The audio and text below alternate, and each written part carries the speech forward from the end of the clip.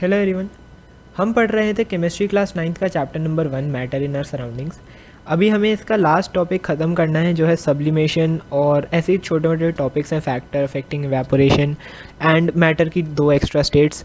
ये लास्ट के जितने भी टॉपिक्स हैं ये सब अभी हम इस वीडियो में कवर कर लेंगे और उसके बाद ये चैप्टर ख़त्म हो जाएगा।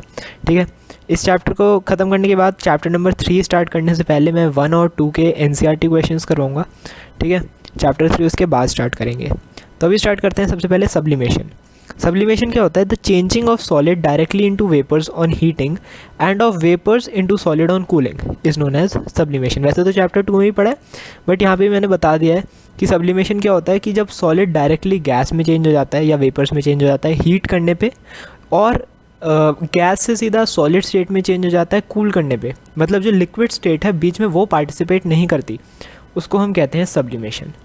Some substances which undergo sublimation are iodine, camphor, naphthalene and anthracene। ये कुछ ऐसे सब्सटेंस हैं जो सब्लिमेशन अंडरगो करते हैं। सिर्फ यही नहीं है, और भी होते हैं, बट यहाँ पे कुछ उनके एग्जांपल्स हैं। कैम्फर, नैफ्थलीन बॉल्स होती है ना जो कपड़ों, सर्दियों के कपड़ों में डलती हैं। कैम्फर होता है कपूर, जो आग वगैरह लगाने में, हवन वगैरह में यूज़ होता है, वो कैम्फर होता है। तो ये सब सबलाइम मटेरियल्स होते हैं जो डायरेक्टली टर्न हो जाते हैं सॉलिड से गैस में या वेपर्स में। उसके बाद है solid carbon dioxide. Solid carbon dioxide या फिर ड्राई आइस, इसको एक सबलाइम मटेरियल ही कहा जाता है। ठीक है, क्योंकि ये क्या करता है, ये सीधा सॉलिड से गैस में चेंज हो जाता है। जो सॉलिड ड्राई आइस होती है, वो ड्राई आइस पिघलने के बाद लिक्विड नहीं बनती, वो ड्राई आइस डायरेक्टली वेपराइज हो जाती है, मतलब गैस की फॉर्म में चेंज हो जाती है। तो सॉलिड कार्बन डाइऑक्साइड या फिर ड्राई आइस ये भी एक सबलाइम मटेरियल है। Next, effect of change of pressure. Effect of change of pressure में हमने लास्ट वीडियो में effect of change of temperature पढ़ा था। यहाँ पे हमें effect of change of pressure पढ़ना है कि प्रेशर के चेंज होने पे मैटर अपना स्टेट कैसे बदलती है। So the physical state of matter can also be changed by changing the pressure. सिर्फ टेम्परेचर से ही नहीं, प्रेशर को भी चेंज करके हम किसी मैटर की फिजिकल स्टेट बदल सकते हैं। Gases can be liquefied by applying more pressure and lowering the temperature. अगर हम प्रेशर इंक्रीज़ करते हैं और टेम्परेचर कम करते हैं तो गैसेज जो हैं वो लिक्विफाई हो जाती हैं। ठीक है, इसका क्यों होता है ऐसा? इसका रीज़न ये है क्योंकि गैस के पार्टिकल्स के बीच में बहुत ज़्यादा गैप होता है सॉरी। तो जब हम उसको कंप्रेस करते हैं, जब हम उसको प्रेशराइज करते हैं, हाई प्रेशर लगा के उसको कंप्रेस करते हैं, तो क्या होता है, पिस्टन होता है एक तरीके का ऐसा ऑब्जेक्ट जहाँ पे हम प्रेशर लगा रहे हैं और एक बीकर के ऊपर, मतलब इतना कुछ डिटेल में नहीं है, पिस्टन एक डिवाइस होता है बेसिकली।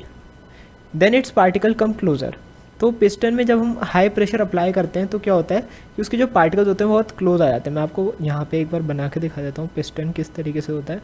जैसे इंजेक्शन का पीछे वाला हिस्सा होता है ना, वो पिस्टन होता है। जैसे ये एक छोटा सा बीकर है, यहाँ पे एक रॉड लगी रहती है पूरे, मतलब कवर करके रखती है, और यहाँ पे एक ये पार्ट होता है। तो जब हम इसको प्रेस करते हैं, ऐसे फोर्स लगाते हैं, तो ये जो अंदर की गैस है ये कंप्रेस हो जाती है और इसके पार्टिकल्स पास आ जाते हैं। ऑफ कोर्स अगर हम प्रेशर लगाएंगे तो पार्टिकल्स पास आ जाएंगे। अब एक पर्टिकुलर प्रेशर पे पार्टिकल्स इतना पास आ जाते हैं कि वो एक दूसरे को अट्रैक्ट करना शुरू कर देते हैं। तो जब वो इतना पास आ जाएंगे कि वो एक दूसरे को अट्रैक्ट कर रहे हैं, तो क्या होगा, वो लिक्विड बन जाएंगे, क्योंकि यही प्रॉपर्टी होती है ना लिक्विड की, कि उसके पार्टिकल्स उसको थोड़ा थोड़ा अट्रैक्ट करते हैं। तो वो गैस के जो पार्टिकल्स हैं वो एक दूसरे को अट्रैक्ट करेंगे एंड हेंस जो वो गैस है वो लिक्विड में कन्वर्ट हो जाएगी। अब हमने ये भी बोला ऊपर कि हम प्रेशर को लो करते हैं। तो प्रेशर को हम लो इसलिए करते हैं ताकि जो हीट प्रोड्यूस हुई है कंप्रेशन के वक्त वो नॉर्मलाइज हो सके। ठीक है, जब हम कंप्रेशन करते हैं तो बहुत ज़्यादा हीट प्रोड्यूस होती है। अब ये जो हीट होती है ये काफ़ी डेंजरस होती है क्योंकि ये पिस्टन को ब्रेक कर सकती है। तो इसको अवॉइड करने के लिए हम लो टेम्परेचर बहुत कम कर देते हैं ताकि सारी हीट वहाँ एब्जॉर्ब हो जाए। मतलब ऑफ कोर्स अगर हम किसी चीज़ को ठंडा कर देंगे फिर टेम्परेचर बढ़ेगा तो इतना इफेक्ट नहीं आएगा।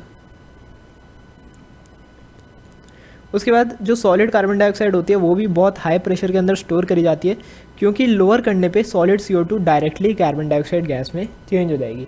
कार्बन डाइऑक्साइड को कंप्रेस करते हैं तो सॉलिड CO2 ड्राई आइस बनता है, बट अगर हम ड्राई आइस को ऐसे ही छोड़ देंगे तो कंटिन्यूसली कार्बन डाइऑक्साइड में वेपराइज होता रहेगा।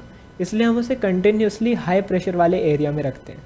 ठीक है, जैसे ही हम उसे नॉर्मल रूम टेम्परेचर और रूम प्रेशर पे ले आएंगे, एटमॉस्फेरिक प्रेशर पे, तो वो अपने आप ही कार्बन डाइऑक्साइड गैस में चेंज होना शुरू हो जाएगा। सब्लिमेशन के बाद है एवेपोरेशन। इवेपोरेशन क्या होता है? The process of a liquid changing into vapours even below its boiling point is called evaporation.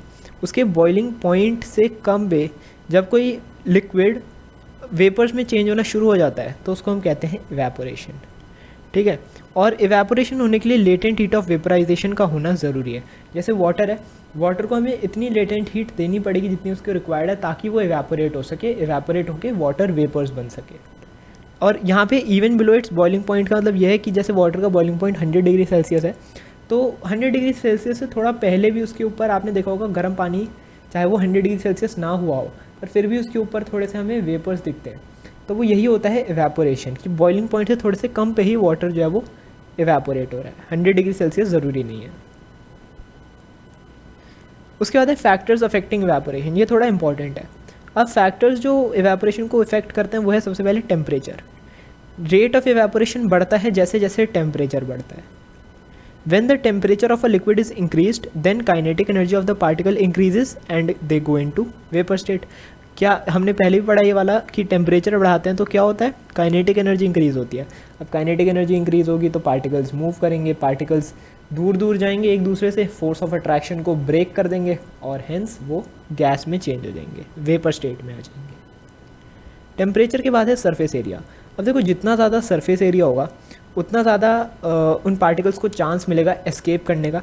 जैसे जस्ट फॉर एग्जांपल यहाँ पे थोड़ा सा समझने की कोशिश करना। यहाँ पे मेरे पास एक क्लॉथ है, एक उस क्लॉथ को मैंने तार पे एक तो ऐसे सुखा रखा है, ठीक है, चौड़ा करके, और एक मैंने इसी को डबल फोल्ड करके ऐसे ऐसे डाल रखा है। तो ऑफ कोर्स ये जल्दी सूखेगा एज़ कम्पेयर टू ये।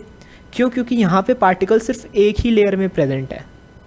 तो ये जो सारे पार्टिकल्स हैं ये सारे ऊपर ऊपर ही हैं, और सारे ऊपर ऊपर हैं इसलिए ईजिली वेपराइज हो जाएंगे। और यहाँ डबल लेयर है, डबल लेयर की वजह से क्या होगा? ऊपर भी पार्टिकल्स हैं, ठीक है, और नीचे भी पार्टिकल्स हैं। नीचे वालों को मैंने मान लो ये ग्रीन से मैंने डिनोट कर दिया। जो नीचे वाली लेयर है उसमें भी पार्टिकल्स हैं। तो अब इसमें क्या होगा? इस वाले केस में पहले ऊपर वाले रेड वाले पार्टिकल्स इवेपोरेट होंगे, फिर जो नीचे हैं वो इवेपोरेट होगा। जबकि लार्ज सरफेस एरिया में क्या होगा? सारे पार्टिकल्स एक ही जगह पे हैं तो सारे ऊपर ऊपर से ही इवेपोरेट हो जाएंगे। इसीलिए सरफेस एरिया बढ़ाने से जो रेट ऑफ इवेपोरेशन है वो बढ़ जाता है। मेन पॉइंट इसका यहाँ पे लिखा है, there is a greater chance to escape from that liquid. Particles के पास ज़्यादा चांस होता है उस लिक्विड से एस्केप करके वेपर्स बनने का। थर्ड पॉइंट है humidity of air. The amount of water vapours present in air is represented by humidity. Humidity हम कैसे डिफाइन करते हैं? The amount of water vapours present in air. When humidity of air is low, जब air की humidity लो होती है तो कपड़े या फिर तो इवेपोरेशन फास्ट होता है। मैं कपड़ों का एग्जांपल ले रहा हूँ, ठीक है। तो जो कपड़े होते हैं वो जल्दी सूख जाते हैं। ड्राई डे होता है जब सूरज तेज़ हो, ज़्यादा गीलापन ना हो एटमॉस्फेयर में, तो कपड़े जल्दी सूख जाते हैं। इसका रीज़न क्या है कि ह्यूमिडिटी है, मतलब वाटर वेपर्स प्रेजेंट है। अब वाटर वेपर्स प्रेजेंट होंगे तो क्या होगा? भाई हम पानी को सुखाना चाह रहे हैं और आप ऊपर से एयर में और पानी ला रहे हो, तो इससे क्या होगा? इवेपोरेशन का जो प्रोसेस है वो स्लो डाउन हो जाएगा। उसमें तो सूखा कपड़ा भी थोड़ा सा गीला हो जाता है। इसीलिए क्या कहते हैं, ह्यूमिडिटी अगर कम है तो इवेपोरेशन ज़्यादा होगा, ह्यूमिडिटी ज़्यादा है तो इवेपोरेशन कम होगा। इन्वर्सली प्रोपोर्शनल, मतलब टेम्परेचर और सरफेस एरिया के डायरेक्टली प्रोपोर्शनल है, ह्यूमिडिटी के इन्वर्सली प्रोपोर्शनल है। लास्ट है विंड स्पीड। जितनी ज़्यादा विंड स्पीड होगी उतना जल्दी इवेपोरेशन होगा, क्योंकि विंड स्पीड से क्या होगा? चांसेस बढ़ जाएंगे पार्टिकल्स के कि वो लिक्विड के जो पार्टिकल्स हैं उनको अपने साथ ले जाएं। Rate of evaporation of a liquid increases with increasing wind speed. जब विंड की स्पीड हाई होगी तो पार्टिकल्स जो हैं वो हवा के साथ चले जाएंगे और इससे क्या होगा? जो वाटर वेपर प्रेजेंट है वो कम हो जाएंगे। मतलब जैसे कपड़ों का एग्जांपल ले लो, गीले कपड़े हैं, अगर तेज़ हवा चलती है तो सूख जाते हैं। क्यों? क्योंकि जो पार्टिकल्स हैं उनको ज़्यादा अपॉर्चुनिटी मिल रही है कि हाई स्पीड के साथ वो कैरी अवे हो जाएं, ठीक है। जो हाई स्पीड है विंड की वो उन्हें उड़ा के ले जाएगी अपने साथ, तो कपड़े के आसपास जो वाटर वेपर्स हैं वो कम हो जाएंगे, और कम हो जाएंगे तो वो कपड़े जल्दी सूख जाएंगे, मतलब इवेपोरेशन फास्ट हो जाएगा। Next, this is also important, cooling caused by evaporation. The cooling caused by evaporation is based on the fact that when a liquid evaporates it takes latent heat of vaporisation from anything it touches.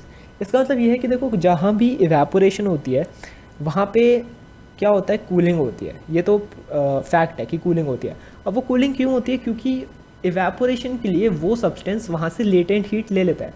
जैसे आपने अपने हाथ के ऊपर nail paint remover रख दिया, डाल दिया थोड़ा सा, तो नेल पेंट रिमूवर क्या होता है, अपने आप इवेपोरेट होता रहेगा, वेपराइज हो जाएगा, लेकिन जहाँ से वो वेपराइज हो रहा है ना, उस एरिया में आपको हाथ पे ठंडक मिलेगी। इसका रीज़न ये है कि वो जो नेल पेंट रिमूवर है वो वेपराइज हो रहा है आपके हाथ की लेटेंट हीट ऑफ वेपराइजेशन लेके। अब वो आपके हाथ से जब लेटेंट हीट ऑफ वेपराइजेशन ले लेगा, मतलब आपका हाथ हीट लूज़ कर रहा है, और जब कोई चीज़ हीट लूज़ करती है तो क्या होता है, वो चीज़ ठंडी हो जाती है। तो यही होता है कूलिंग इफेक्ट ऑफ एवेपोरेशन। जब हम भाग दौड़ करते हैं तो हमें पसीने आते हैं, फिर जब वो पसीने सूखते हैं तो हमें ठंडक मिलती है ना। तो वो ठंडक क्यों मिल रही है, क्योंकि वो पसीना एवेपोरेट हो रहा है by taking the latent heat from our body. हमारी बॉडी से हीट ले रहा है वो पसीना एवेपोरेट होने के लिए, जिसकी वजह से हमें ठंडक मिलती है। इसके एग्जांपल्स, जो मेजर एग्जांपल्स हैं, वो फर्स्ट वाला मैंने आपको बता दिया, एसीटोन या पेट्रोल को अगर हम अपने हाथ पे डालेंगे और उसको हाथ को थोड़ा सा वेव करेंगे तो वो इवेपोरेट हो जाएगा जल्दी से और हमारे हाथ को ठंडक मिलेगी। हमारे हाथ को ठंडक क्यों मिलेगी, क्योंकि वो जो पेट्रोल या एसीटोन है वो हमारे हाथ से हीट ले रहा है। कौन सी heat, latent heat of vaporization. उसके बाद अर्दन पॉट्स में या मटका जो होता है ना, घड़ा जो होता है, उसमें पानी रखते हैं गर्मियों के दिनों में। इससे क्या होता है, देखो मटके में ना जो अर्दन पॉट होता है उसमें बहुत छोटे छोटे पोर्स होते हैं जहाँ से पानी कंटिन्यूसली बाहर निकलता रहता है, हमें पता नहीं चलता, बट वो मटका बाहर से गीला सा हो जाता है। अब वो मटका बाहर से गीला हो जाएगा और जो बाहर उसके पानी है वो अंदर की, वो मटके के अंदर की हीट ले लेगा इवेपोरेट होने के लिए। तो जब अब उस घड़े से हीट जा रही है तो वो जो उसका अंदर का पानी है वो क्या होगा, वो ठंडा हो जाएगा। When this water at surface evaporate it takes latent heat of vaporisation from water. जो सरफेस पे वाटर है वो घड़े के अंदर वाले पानी से लेटेंट हीट ले लेता है और इसकी वजह से वो अंदर वाला पानी ठंडा हो जाता है, ठंडा होता रहता है। ठीक है, ऐसा नहीं है कि अगर आप उसे धूप में रखोगे तो वो गर्म हो जाएगा, वो फिर भी ठंडा ही रहेगा, क्योंकि वो कंटिन्यूसली ठंडा हो रहा है, कंटिन्यूसली पानी बाहर जा रहा है, इवेपोरेट हो रहा है, कंटिन्यूसली ये सारा प्रोसेस चल रहा है। उसके बाद पर्सपिरेशन इन आर बॉडी, मतलब वही है पसीना आना, हमारी बॉडी में पसीना आता है। ये एक मेथड है मेंटेन करने का हमारी बॉडी में कांस्टेंट टेम्परेचर। अगर हमें पसीना नहीं आता तो गर्मी के वक्त हमें गर्मी ही लगती रहती। ठीक है, स्वेटिंग होना इज़ गुड बिकॉज स्वेटिंग होने के बाद हमें ठंडक महसूस होती है। अगर स्वेटिंग नहीं होती तो हमारी बॉडी भागदौड़ करने के बाद गर्म रहती काफ़ी देर तक। ठीक है, when this sweat evaporates from our body it takes heat from our body and hence we feel cool. और लास्ट एक जनरल पॉइंट कि कॉटन क्लोथ्स जो होते हैं वो बेटर एब्जॉर्बर होते हैं, हेंस समर्स में हमें कॉटन क्लोथ्स प्रेफर करने चाहिए। उसके बाद डेजर्ट कूलर, जो कूलर होते हैं ना, डेजर्ट कूलर होते हैं जिनके पीछे जालियाँ लगती हैं, वो एक हॉट और ड्राई डे में बेटर क्या कहते हैं, बेटर ठंडक देते हैं। बिकॉज हायर टेम्परेचर पे क्या होता है, रेट ऑफ इवेपोरेशन बढ़ जाता है। हॉट एंड ड्राई डे मतलब टेम्परेचर ज़्यादा है, ह्यूमिडिटी कम है, दोनों ही चीज़ें से क्या होगा, इवेपोरेशन का प्रोसेस बढ़ेगा। ह्यूमिडिटी कम, इवेपोरेशन बढ़ा। हॉट डे है तो और इवेपोरेशन बढ़ गया। अब इवेपोरेशन का रेट इंक्रीज़ हुआ, जिसकी वजह से क्या हुआ, डेजर्ट कूलर ने ज़्यादा अच्छे से कूल किया। वो जाली में जो पानी होता है वो ज़्यादा जल्दी इवेपोरेट होगा, तो क्या होगा, कूलर ठंडक ज़्यादा देगा। Final topic, plasma and Bose Einstein condensate. अभी तक हमने 3 स्टेट्स ऑफ मैटर पढ़ी थी, सॉलिड, लिक्विड एंड गैस। ये 2 एक्स्ट्रा हैं, प्लाज्मा और बोस-आइंस्टाइन कंडेंसेट, ये भी स्टेट्स ऑफ मैटर हैं। प्लाज्मा क्या होता है, plasma is a mixture of free electrons and ions. Electrons होते हैं एटम के अंदर, अब वो इलेक्ट्रॉन्स और आयंस जब फ्री हो जाते हैं तब प्लाज्मा बनता है। ठीक है, जो हमारे यूनिवर्स में स्टार्स वगैरह हैं वो इसी प्लाज्मा की ही एनर्जी से वो ग्लो करते हैं। ठीक है, due to which they glow, it occurs naturally in stars में नेचुरली प्लाज्मा ये सब प्रोसेस होता है, ये फ्री इलेक्ट्रॉन्स और आयंस होते हैं जिसकी वजह से वो ग्लो करते हैं। और हम इसे मतलब क्या कहते हैं, ह्यूमन मेड भी बना सकते हैं by passing electricity from gases at very low pressure taken in a glass tube. मतलब ये एक नेचुरल स्टेट ऑफ मैटर नहीं है, गैस ही है। गैस में हमने लो प्रेशर पे, बहुत कम प्रेशर पे इलेक्ट्रिसिटी पास करी तो ये प्लाज्मा क्रिएट हुआ। लास्ट है बोस-आइंस्टाइन कंडेंसेट। ये भी 2 साइंटिस्ट नाम है बोस और एक का नाम है आइंस्टाइन। बोस इंडियन थे, आइंस्टाइन के बारे में आपको पता है। इन दोनों ने एक थ्योरी निकाली थी जो आगे जाके सक्सेसफुल हो गई थी, और ये BEC, बोस-आइंस्टाइन कंडेंसेट, ये 5th स्टेट ऑफ मैटर बनी थी।